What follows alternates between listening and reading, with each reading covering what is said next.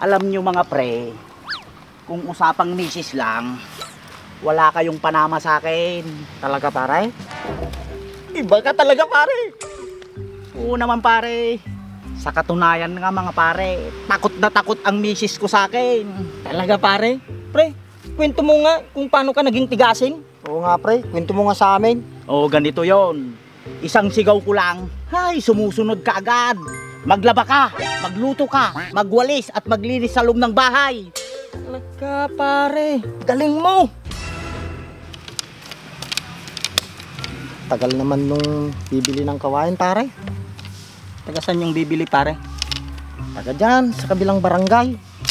Eh magkano naman tong isang kawayan? Ang usapan namin, 150. Ito matawad siya ng 120. Hindi ako papayag ang hirap magpukan. Magpukan? Ano yun? Yung magpulak. Pulak? Ano naman yung magpulak?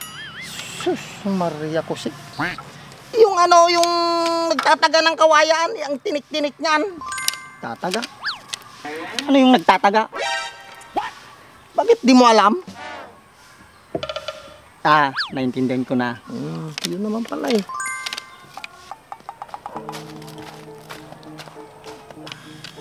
Pare, si Paring Berto. Oo nga, si Paring Berto nga yun. Paring Berto!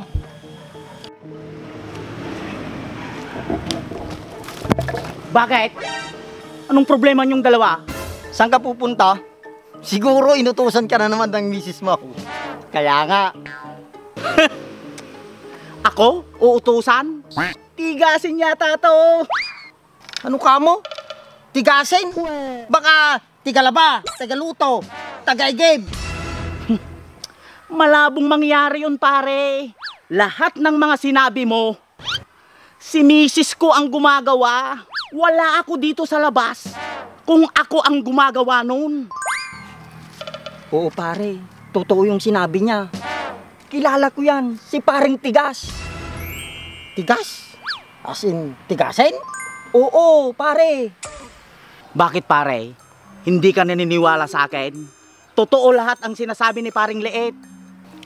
Ganun ba? Sige, naniniwala na ako sa'yo. Pare, saan ka ba pupunta? Dyan lang. Binibisita ko lang yung nabili kong lupa. Wow. Alam nyo mga pre, kung usapang misis lang, wala kayong panama sa akin. Talaga pare? Sana Iba ka talaga pare. Oo naman pare. Sa katunayan nga mga pare, takot na takot ang misis ko sa akin. Talaga pare? Pre, kwento mo nga kung paano ka naging tigasing. Oo nga pre, kwento mo nga sa amin. Oo, ganito yon. Isang sigaw ko lang, ay sumusunod ka agad. Maglaba ka, magluto ka, magwalis at maglinis sa loob ng bahay. Talaga pare, galing mo. Tigasing ka nga pare. Ako, yung misis ko, parang armalay kung magsalita.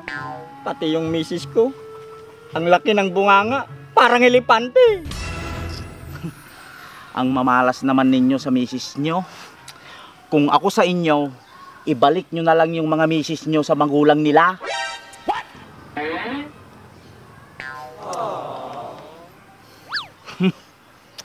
Mag-seminar muna kayo sa akin. Tignan nyo ako. Isang tawag ko lang, takot na yung misis ko sa akin. O siya, sige.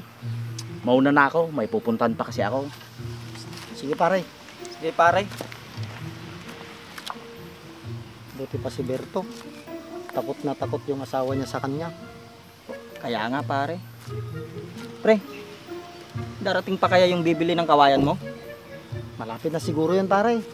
Ang hali na oh. Berto! Berto!